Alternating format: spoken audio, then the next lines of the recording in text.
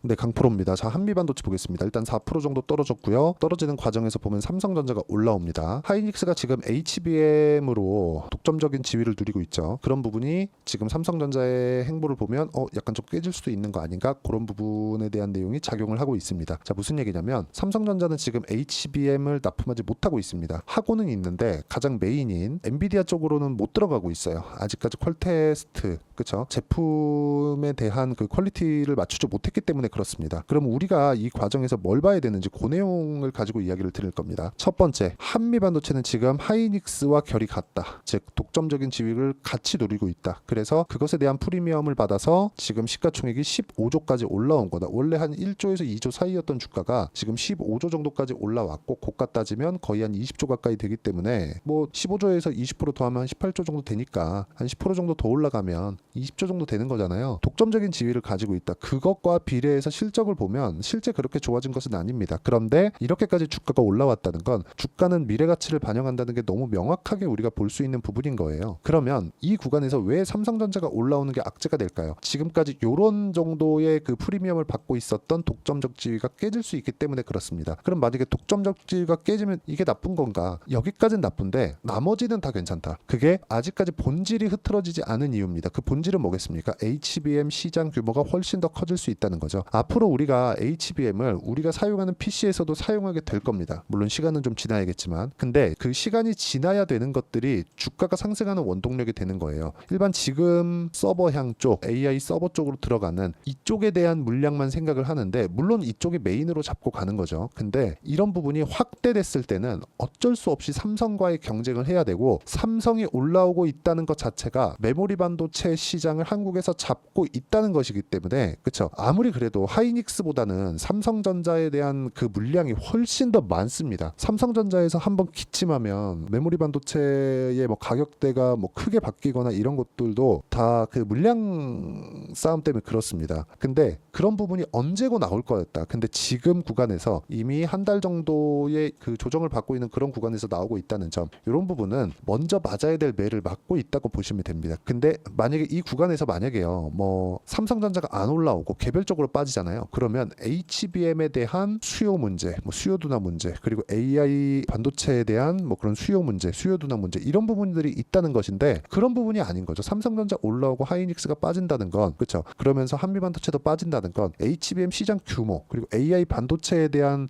뭐 수요에 대한 문제 이런 문제는 전혀 없다는 겁니다. 그럼 이 구간에 맞춰서 우리가 봐야 될 건 어느 정도까지 조정을 받고 어떻게 타점을 잡는지가 중요한 거지. 이 구간에서 와 이거 팔아야 되나? 이거 독점 깨지면 이제 끝 아닌가? 그건 아니라는 거죠. 삼성전자에서 못할 거라고 생각하는 사람은 없을 거라고 생각을 합니다. 삼성전자에서도 하죠. 근데 지금도 많이 늦었죠. 그렇기 때문에 앞으로 무언가 이 준비될 만한 내용들이 있을 겁니다. 뭐 그런 과정에서 한미반도체와의 뭐 협업도 있고 뭐 장비를 받아가지고 오는 것도 있고 이런 부분들이 앞으로 계속해서 발전을 해 나갈 거예요. 그런 게 중요한 거지. 지금 당장 뭐 빠졌는데 뭐 내가 고가에 매수해서 어렵다 이런 부분을 생각하지 말라는 겁니다. 기본적으로 주가는 미래 가치를 반영하는 과정을 꾸준하게 유지하고 있는가를 체크를 하고 내가 그 구간에서 어떻게 매수를 하는지가 중요한 거지. 여기에 맞춰서 뭐 당장 뭐 매도하고 뭐 이런 부분을 만들지 말라고 제가 이야기를 드리는 겁니다. 그리고 이런 과정에서 타점을 정확히 잡았을 때만 내가 꾸준하게 수익이 가능하다. 예를 들어서 그런 겁니다. 최근에는 제가 매매 종목이 너무 없어요. 지금 시장에서 매매할 종목이 거의 없다시피 할 정도의 시장 상황인데 원래 삼성전자가 올라갈 때는 그렇습니다. 그리고 삼성전자가 올라갈 때는 어느 정도 조금 시장에 대한 가격 부담이나 그런 부분이 생기는 좀 그런 상황이기 때문에 이런 경우가 항상 있어 왔습니다. 뭐 4월달, 3월달 뭐 삼성전자가 올라갈 때도 마찬가지였어요. 근데 그 구간에 내가 어떻게 매매를 했는지 그걸 보여드리려고 하는 겁니다. 예를 들어서 여기 반도체 종목군을 보더라도 DI 보세요. 매수, 매수, 매수. 그쵸? 계속해서 수익이 발생하죠. 뭐 25%, 14%쭉 내려서 보면 26, 22, 18 이런 정도의 상황이 벌어진다는 거죠. 근데 내가 언제 매수했는지 그리고 중간중간에 내가 어디서 보유를 했고 어디서는 보유하지 않았는지 그리고 내가 팔고 나서 그냥 바로 떨어졌는지 아니면 추세를 유지했는지 요걸 보고 다음 매매 타점을 잡는 겁니다. 이런 과정에서 떨어지는 부분 있어요. 있는데 그런 부분을 내가 어떤 관점에 의해서 이겨내고 딛고 나갈 것인지 그 내용에 대해서 보여드리는 겁니다. 지금 제가 보여드리는 건 실제 제가 매매한 DI에 대한 타점이고 DI 같은 경우에는 HBM 장비를 삼성전자로 납품할 수 있다는 기대감 즉 지금 삼성전자를 보면서 뭡니까? HBM 퀄 테스트를 통과할 수 있을 것이라는 기대감. 그러면서 주가가 올라가는 거잖아요. 그러면 이 내용에 맞춰서 한미반도체를 보면 어떤 상황이 되는 겁니까? 삼성전자가 올라가면서 그쵸? 올라가면서 나오는 HBM 퀄 테스트를 통과할 것이라는 기대감. 요게 작용을 한 거고 한미반도체는 삼성전자가 지금 퀄 테스트를 통과할 것이라는 기대감에 의해서 독점적 지위가 깨질 수 있다는 불안감이 작용을 한 겁니다. 둘 다 기대감이라는 거죠. 그럼 지금 매를 먼저 맞고 있는 거지 이 상황에서 뭐 굉장히 걱정하거나 그럴 필요는 없고 이 상황에 맞춰서 본다면 즉 미래가치 가격을 보면서 이런 식으로 매매가 이루어져야 된다는 겁니다. 이거 말고 뭐 최근에 매매한 종목들을 보면 뭐 태성이나 이런 종목들입니다. 매수, 매도 50% 이런 정도의 상황이 나오는 겁니다. 최근에는 제가 매매를 최대한 자제하고 있습니다. 뭐 한 직전 일주일 정도 요 정도인데 종목이 없습니다. 매매할 수 있는 종목군들이 뭐 제가 뭐 장기 보유하는 것도 아니고 저는 그냥 2주 정도 딱 보유하고 매도하는 흔히 얘기하는 뭐 스윙급의 투자를 선언을 합니다. 굳이 뭐 단타를 하거나 그러려고 일부러 노력하진 않아요. 있으면 하겠지만. 근데 이런 과정에서 어떤 매매를 하든 간에 뭐 단타 종목이든 뭐 스윙 종목이든 내가 어떤 식으로 보유하는 그 보유의 관점이든 간에 내가 보는 건 철저하게 미래 가치를 반영하는 주식시장의 특성을 보자. 그리고 그런 특성을 보고 내가 가격에 대해서 이해를 했을 때 이런 정도의 수익 구간을 만들어낼 수 있다. 그리고 이런 부분은 제가 여기 소통방에서 공유를 해드리고 있습니다. 예를 들어서 지금 태성에 대해서 보여드리고 있는데 태성이라고 검색을 해보면 정확하게 나옵니다. 6월 3일 시장가 매수 태성 그리고 YC도 마찬가지죠. 반도체 종목군.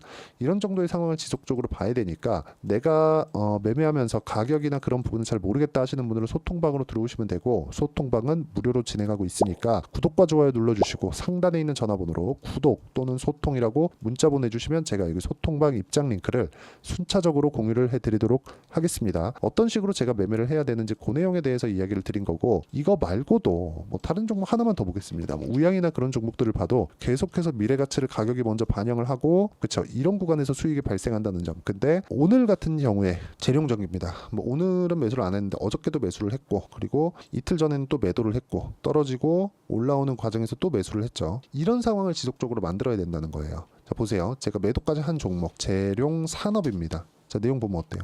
이것도 마찬가지죠. 34%. 이런 상황을 지속적으로 만들어야 되고 재룡산업 같은 경우에도 재룡산업 자 검색을 해보면 이렇게 6월 21일 시장가 매수 재룡산업 이런 식으로 발생을 한다. 이쪽 구간이죠. 오늘은 뭐 어느 정도 반등이 나오고 있지만 뭐 재룡산업 같은 경우에도 곧 매도가 나올 겁니다. 근데 이렇게 매매하는 구조 자체가 앞으로 좋아지는 내용을 담고 있기 때문에 그렇다. 그러면 지금 조정을 받고 있는 한미반도체와 같은 경우는 어떤 상황이라고 제가 말씀드리는 겁니까?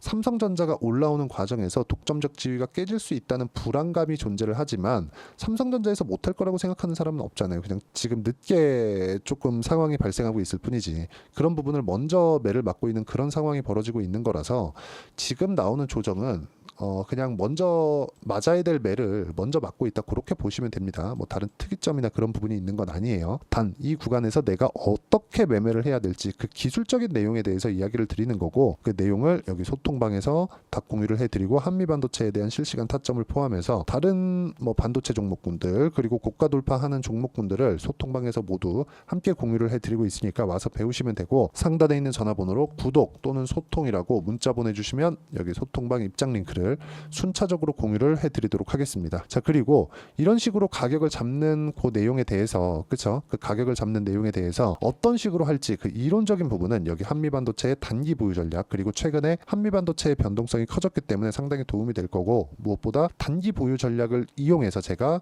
실시간 타점을 문자로 공유를 해드리도록 할 테니까 상단에 있는 전화번호로 한미라고 문자 보내주시면 단기 보유 전략과 실시간 타점을 공유해드리도록 하겠습니다. 자 내용 정리하면 그렇습니다. 한미반도체를 포함해서 어떤 종목군도 미래가치를 가격을 땡겨서 반영을 하는 거고 그런 부분을 만들어냈을 때 여기서 보이는 이런 정도의 매매를 할 수 있고 이렇게 하려면 가격에 대한 이해가 필요하기 때문에 어떤 식으로 분류하고 판단을 해야 되는지 그 내용에 대해서 제가 이해를 시켜드리도록 할 테니까 영상 끝까지 시청하시고요. 모든 분들이 성공 투자하셨으면 참 좋겠습니다. 자, 24년도가 돼도 여전히 시장은 녹록지 못합니다. 이런 상황이 벌어지는 건 어쩔 수 없습니다. 이런 상황에서도 수익이 나는 종목들의 구조는 변하지 않습니다. 즉 대시세 종목에 대한 구조는 변하지 않는다는 거고 실제 제가 소통방에서 지속적으로 이야기를 드리고 있는 내용도 대시세 종목이나 시장 주도주를 공략하는 건 철저하게 가격 분석을 하라고 이야기를 드리고 가격 분석 이후에는 이슈에 대한 파악 그리고 이슈를 파악하고 나서는 다시 내가 얼마에 매수할지 그 타점에 대한 부분을 지속적으로 언급을 하고 있습니다. 자, 근데 생각해 보세요. 시장이 굉장히 어려웠습니다. 어려운 상황에서의 어떤 종목들이 강했냐 보면 반도체와 그리고 바이오입니다. 자, 실제 여기 보면요.